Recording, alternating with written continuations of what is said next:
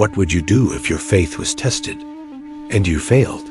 Peter swore he'd never abandon Jesus, but in just one night, he denied him 3 times.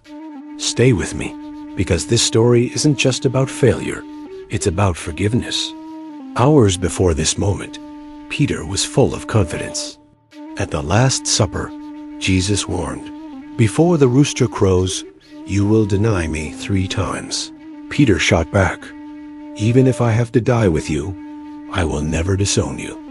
Bold words, brave heart. But was he ready?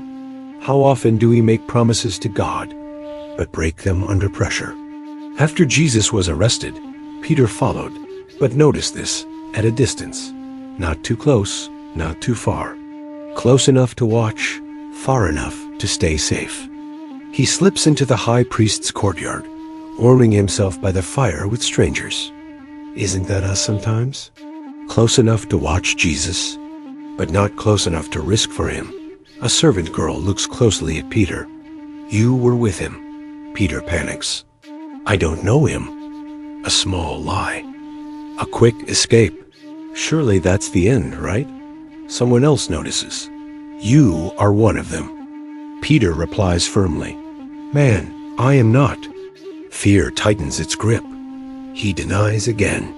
Have you ever denied your faith, not with words, but by silence, by compromise, by blending in? About an hour later, another insists, "Certainly this fellow was with him. He's a Galilean." Peter explodes. "Man, I don't know what you're talking about." And then right at that moment the rooster crows. The sound that broke Peter's heart was the sound that proved Jesus right. Luke records something the other Gospels don't.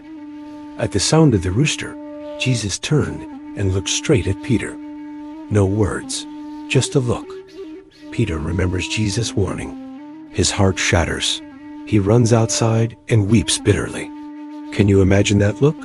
Not anger, not hatred, but love even in betrayal. Peter failed, but that's not the end of his story. After the resurrection, Jesus restores Peter 3 denials, replaced by 3 affirmations of love. Your failure doesn't have to define you. Jesus offers restoration. The message? Even when we deny him, Jesus doesn't deny us.